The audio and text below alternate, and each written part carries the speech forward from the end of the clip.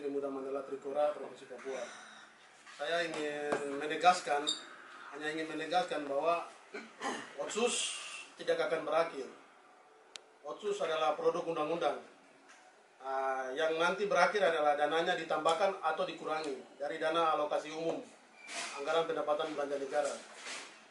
Adapun beberapa penolakan dari kelompok-kelompok yang bertentangan dengan negara, misalnya Komite Nasional Papua Barat, ULMWP, hal ini merupakan suatu dinamika. Tapi bukan berarti mereka ini mewakili seluruh aspirasi masyarakat Papua.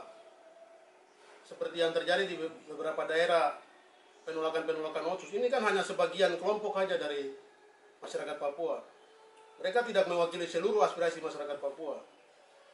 Mereka menolak Otsus, tapi pemimpin-pemimpin mereka ya sudah menerima dana Otsus dari tahun 2001, 2002 dan seterusnya. Jadi kalau kita tolak, masyarakat bawah menolak, terus yang di atas sudah memakai uang tersebut. Alasannya apa kita tolak? Sedangkan yang menjadi pemimpin di Papua adalah OAP, gubernur, wakil gubernur, bupati, wali kota, sekabupaten kota di seluruh Papua. Semuanya OAP. Terus kalau kita bilang Otsus gagal, di mana gagalnya? Kalau Otsus gagal. Ini pertanyaan untuk masyarakat yang menolak Otsus. Kalau kita bilang Otsus gagal, siapa yang sekarang memimpin di tanah Papua? Masa uangnya sudah dipakai, terus kita masih mempertanyakan regulasinya? Kan uangnya sudah terpakai. Pada saat pemerintah ingin mengaudit atau mengevaluasi Otsus, kan setiap program harus ada evaluasi. Artinya apa? Supaya kita bisa tahu kekurangannya itu di mana. Jadi itu sangat penting. Program apapun yang kita buat, setelah berakhir program tersebut harus ada evaluasi. Supaya kita tahu di mana kendala-kendalanya, apakah dana ini terserap baik ke masyarakat atau tidak. Ini penting sekali. Setelah ada wacana tersebut, mulailah muncul beberapa kelompok yang menolak otonomi khusus.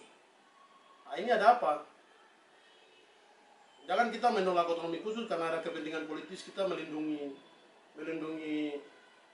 elit-elit di Papua yang sudah menggunakan dana Otsus tapi tidak pada tempatnya.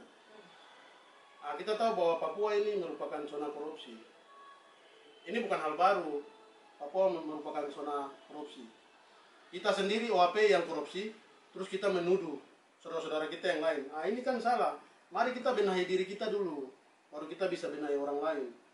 Bagaimana kita mau jadi pemimpin di tanah ini kalau kita tidak jujur kepada rakyat kita sendiri? Sekarang kita minta sesuai amanah Otsus, harus orang asli Papua yang memimpin tanahnya sendiri. Oke. Kalau ada OAP yang mau memimpin tanahnya sendiri, sekarang dia bisa kasih jaminan enggak untuk melihat OAP yang lain? Ini harus menjadi pertanyaan serius kepada OAP yang ingin memimpin di tanah Papua. Jangan asal memimpin tapi tidak melihat masyarakat di bawah, khususnya masyarakat OAP. Yang berikut, pemimpin di Papua harus bisa menerima semua golongan yang ada di Papua. Ini penting sekali. Menjadi pemimpin itu bukan hanya pemimpin 1-2 suku, tapi memimpin seluruh masyarakat yang ada di tanah Papua.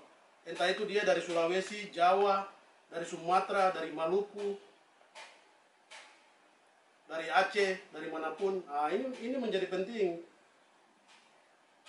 Itu yang harus menjadi roh bagi pemimpin di Papua. Mari menjadi pemimpin yang bisa merangkul semua golongan masyarakat. Jadi kalau yang menolak Otsus, ya patut kita pertanyakan, apa agendamu menolak Otsus? Siapa yang suruh kamu menolak Otsus? Ada kepentingan politik apa kamu menolak Otsus? Sedangkan Otsus jilid pertama ini kan harus ada evaluasi total, sehingga kita tahu di mana kelemahan-kelemahannya. Ini penting. Mau program itu besar atau kecil harus ada evaluasi. Ini penting sekali. Itu juga menjadi acuan untuk masyarakat, anak-anak Papua yang lain. Agar mari bersama-sama mendukung Otsus. Agar Otsus ini yang berikut ini bisa menjadi batu loncatan untuk bagaimana membangun generasi-generasi muda Papua untuk bisa sejahtera, bisa berhasil, ya bisa setara dengan daerah-daerah lain di Indonesia. Kan Presiden Jokowi sudah bilang bahwa kita akan membangun dari timur. Ya mari kita dukung kebijakan pemerintah. Karena pemerintah merupakan wakil Allah di bumi. Itu ada, kalau saya sebagai Nasrani itu ada di dalam kitab Roma, bahwa pemerintah adalah wakil Allah di bumi. Siapa yang membunuh dengan pedang, dia akan terbunuh dengan pedang. Itu pesan moral saja untuk saudara-saudara saya yang di Papua, yang khususnya yang beragama Nasrani, untuk bisa melihat sisi pemerintahan dari sisi Alkitabiah. Baik, terima kasih. Tuhan memberkati.